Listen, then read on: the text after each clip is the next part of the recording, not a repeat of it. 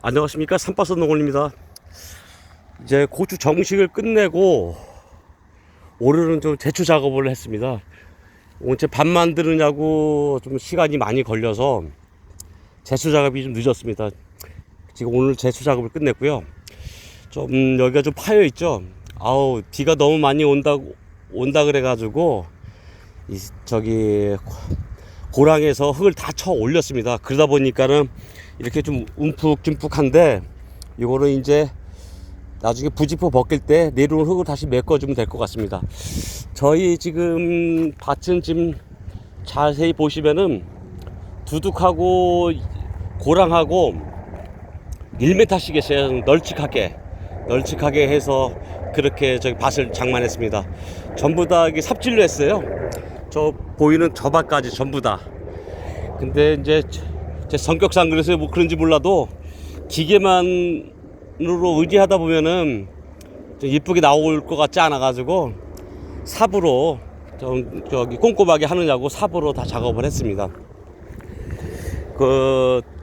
요번에 비바람이 많이 불어가지고 부직포라든지 비닐 같은 손상이 많으신 분들이 있던 걸로 제가 여기 영상도 봤습니다. 근데 내년부터는 혹시라도 지금이라도 핀으로 꽂으면은 상당히 약해요. 비바람 불고 그러면 감당이 거의 안 됩니다. 그러니까는 좀 힘들고 하더라도, 그리고 뭐 재생하는데 재사용하는데 조금 어려움이 있다 하더라도 제가 볼 때는 흙으로 덮는 게 가장 안전하다고 생각합니다.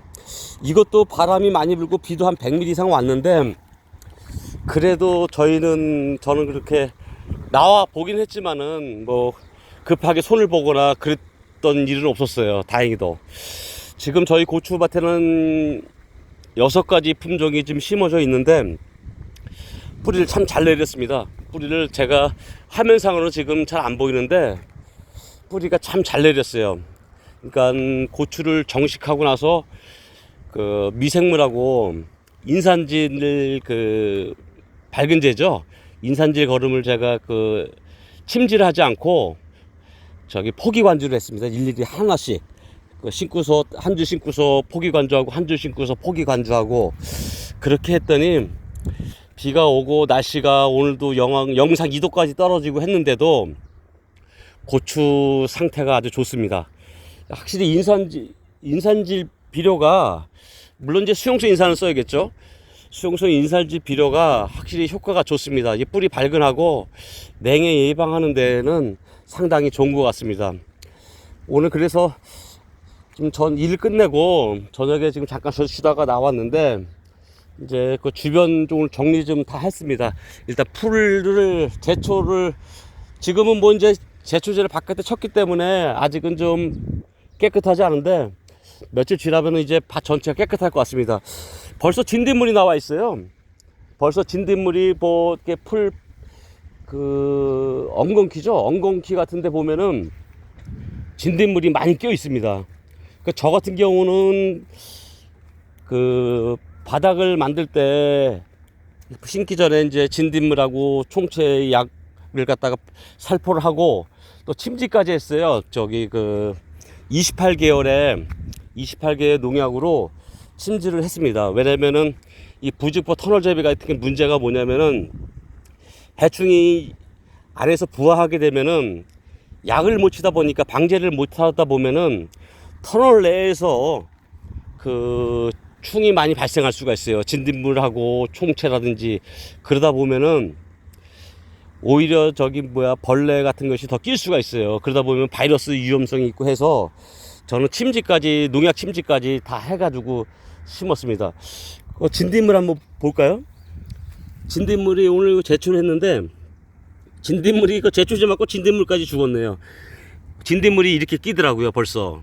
그래서 좀 서둘렀고, 제가 오늘 드리고 싶은 말씀은 뭐냐면은, 지금 고추 이제 정식들 끝내시고, 좀 여유가 이제 생기신 분들도 계실 텐데, 지금 저처럼 이렇게 늦게 제초 작업하지 마시고, 할 수 없죠. 이미 지금 안 하셨다 그러면은, 지금이라도 제초 작업은 꼭 하세요. 풀들이 많거든. 풀들이 지금 많이 났는데, 올해 이상의 진딧물이 무척 빠른 것 같아요. 제가 보니까는 작년에 비해서, 작년에는 이 정도는 아니었던 것 같은데 올해는 벌써 진딧물이라든지 벌레들이 많이 나와 있더라고요. 비가 습도도 맞고 그래서 또 일찍 또 올해 봄은 일찍 시작됐으니까는 아마 그러다 보니까는 벌레들이 좀 일찍 나온 것 같습니다. 지금부터 이제 저는 이제 이 터널 만들 때 상당히 고생스럽게 했어요. 터널 할 때 이 줄들이 지금 많이 쳐져 있죠. 이제 이 바깥에 이게 줄은 뭐냐면은 그 부직포를 지지하는 역할도 하지만은 작년까지는 제가 이제 그 망재배를 했어요. 여기다 망을 갖다 칸칸이 씌워가지고 이렇게 망재배를 했는데 그러다 보니까 저는 고추가 좀 제가 크게 키우는 편이잖아요. 그러다 보니까 속에 있는 고추 따기가 힘들고 속에 약치기가 좀 힘들더라고요. 그래서 올해부터는 어떻게 하냐면은 이 속줄을 지금 미리 떼어놨어요.